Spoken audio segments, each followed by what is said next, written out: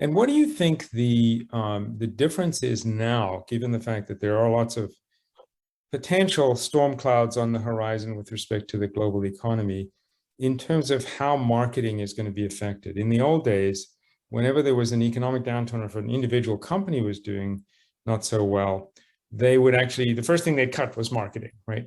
Marketing gets cut, people get laid off.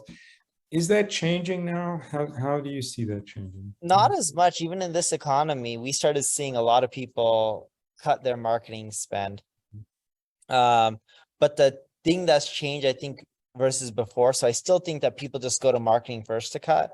But the thing that's changed is because digital marketing is very trackable and there's an ROI, we started seeing it turn right back on in many cases within 30 days and more, because it was like, whoa, we cut it off because the economy is bad, but our revenue dropped. I'm like, yeah, it was ROI positive. Of course, your revenue and your profitability is going to drop.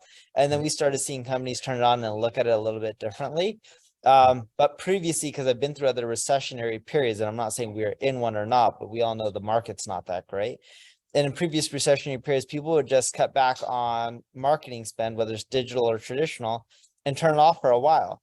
And this time what we saw is people started turning it off when their stock prices started going down 10, 20, 30%. All of a sudden, CFO's like, turn it off, cut.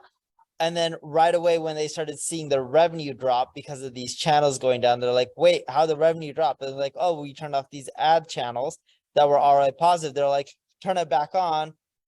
Budget wise, spend whatever you can that is profitable, because if you spend $1 and you're making $2 in revenue and 50 cents of that is profit, they just didn't care. They're just like, spend as much as you can, because even a lot of these publicly traded companies, even in a bad economy, some of them are sitting on 5, 10, 15, 20 billion dollars on their balance sheet, and they're so profitable they don't know what to do. Doesn't matter if the economy is good or bad. They just need to focus on generating more income.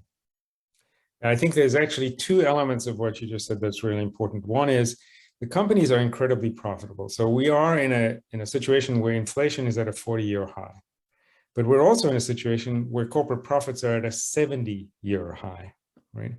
So we have to balance those two things. So I think everything needs to be really put in perspective. The second part of that is that it's been demonstrated, particularly now with digital channels being the predominant buyer preference, as you just talked about, that those who have a presence during these downturns are the ones that win. So what you've seen is it's ROI positive. So inherently, you ought to spend as much as you can because you're going to make money. But even if you weren't able to have that kind of quantitative validation, the presence of a brand, a B2B brand in a space during a downturn has been proven to make a difference. So marketing can be a competitive advantage just by being present in the space and in the observational vicinity of where the customers might be. So I think there's two reasons to be, I think, optimistic about how marketers are going to be perceived differently, even if there is a downturn. And that is, one, you can measure it, it's actually helping. And two, we know from previous measurements that if you don't do this, you're going to have a harder time getting back to your competitive position. Totally agree. We're also seeing a lot of B2B companies very heavily funded. And what I mean by that is either they raise a lot of money from venture or private equity, or they just have a lot of capital on their balance sheets because some of them are spitting off 5, 10 billion a year in profit and they have no debt. Or if it's debt, it's because they're a global company and they have money in some region that they rather take loans on and then pay from a different region due to tax consequences. But if you look at overall company, they just have a surplus of so much cash. And what we're seeing now is, in a good economy or a bad economy, we're seeing more B2B companies fighting for market share and actually trying to be, quote unquote, more monopolistic within that space and own it. So we're actually seeing them double down. And like I said earlier, in which the market started going down a while ago, we saw companies already pull back.